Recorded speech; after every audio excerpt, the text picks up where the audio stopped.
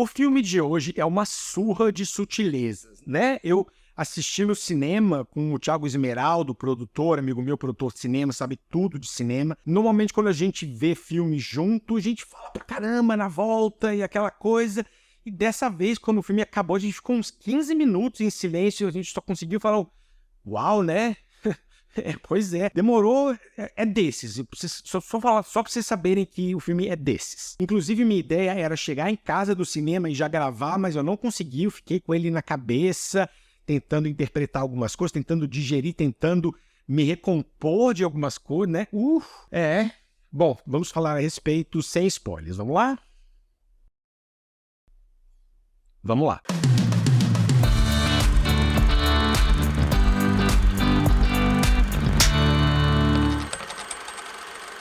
Zona de Interesse. Baseado no livro do Martin Amis, o filme se passa durante a Segunda Guerra Mundial e segue a rotina de um comandante nazista e sua família que moram numa casa ao lado de um campo de concentração ativo. A direção é do Jonathan Glazer, ele fez aquele filme Sob a Pele com a Scarlett Johansson de 2013, que é esquisito, mas bom, tem crítica no canal. Aqui ele toma um suco de Jim Jarmusch e Lynn Ramsey. Jim Jarmusch no sentido de mostrar o mundano, de mostrar o banal, de, sei lá, um personagem abriu a porta, ele mostra a fechadura e a mão entrando, não que ele faça isso especificamente, mas ele foca no mundano, no dia a dia. E Lynn Ramsey na maneira como ele mostra o antes e o depois, mas nunca o durante. Então, às vezes, o personagem A tá com a personagem B, e fica claro que eles vão fazer alguma coisa, e na cena seguinte essa coisa já foi feita e você só vê os dois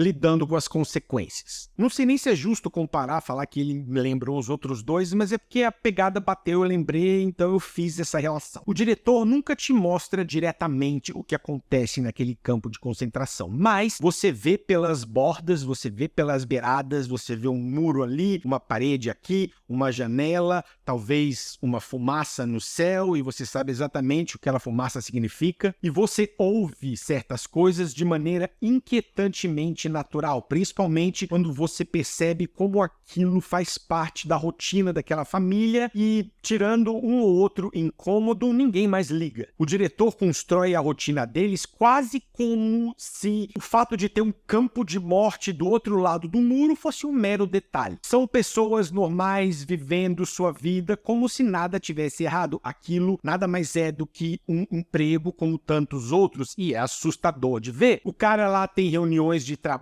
que parecem reuniões de trabalho. Uma delas me pegou de um jeito, porque começou e o cara falando, parecia uma reunião. O cara falando de um produto que poderia ser vendido e o outro, não sei o que lá, e esse produto é assim. Quando você percebe exatamente do que o cara tá falando, e o tom com o qual eles estão tendo aquela conversa, ninguém está incomodado com nada, é uma conversa protocolar, é altamente tóxico de assistir. Ele faz telefonema pro chefe, ele fala com um colega, ele comemora o aniversário, a mulher dele cuida do jardim, cuida dos filhos, dá umas orientações e por aí vai. Os conflitos são estabelecidos de forma progressivamente incômoda, porque você vai vendo que aquela família está lidando com coisas, está enxergando coisas como problemas que não são problemas, sabe? Do lado tá acontecendo a maior atrocidade, talvez, da história da humanidade, e eles preocupados com a transferência e com, sabe, com coisas tão desimportantes. Tem um longo diálogo entre o casal principal, por exemplo, onde os dois estão realmente preocupados com uma coisa que está acontecendo na vida deles, e ela argumenta e ele contra-argumenta, e ela fala uma...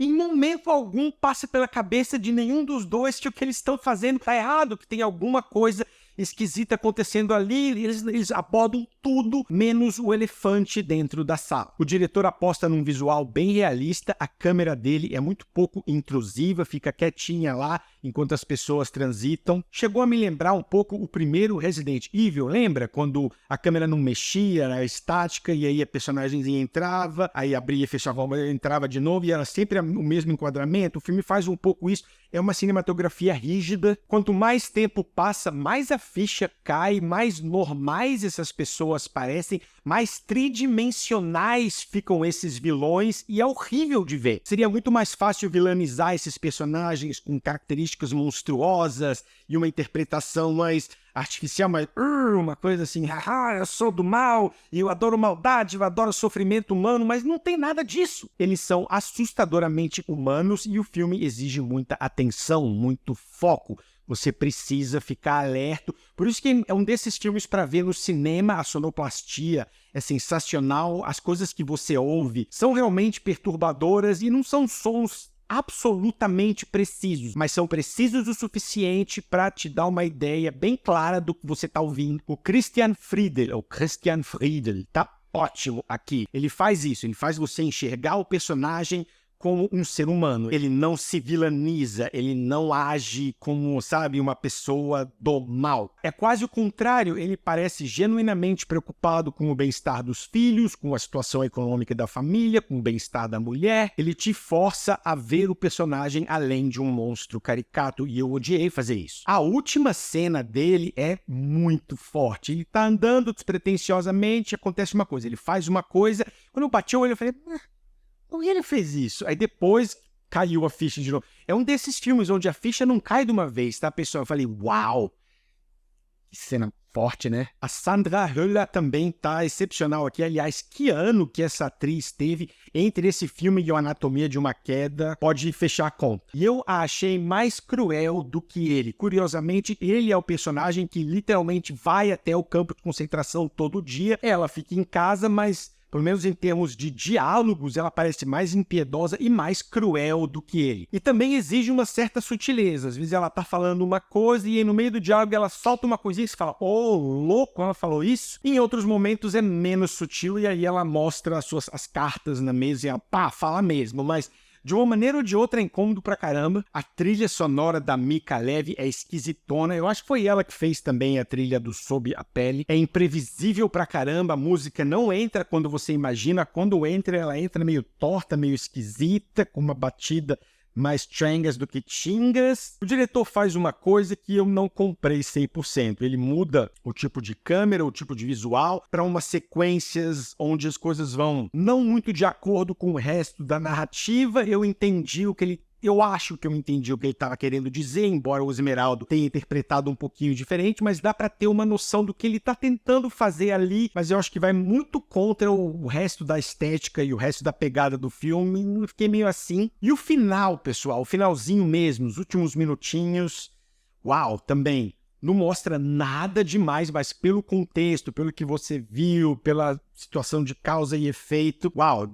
Se você não sair em silêncio, contemplativo, minimamente incomodado desse filme, você é um robô. Zona de Interesse faz você olhar para monstros como pessoas normais. E é arrepiante no sentido mais assombroso da palavra. Nota 9,1. É isso, pessoal. Um abraço e até a próxima. Se você gostou deste vídeo, considere se inscrever no canal e agora também existe a possibilidade de ativar a opção Seja Membro, onde você ganha mimos, lives exclusivas, emojis, selos. São várias categorias que permitem que você ajude o canal a continuar funcionando, agora em 4K e com editor profissional. Só levou 10 anos, mas eu acho que chegou a hora de melhorar os aspectos técnicos do canal, né, pessoal?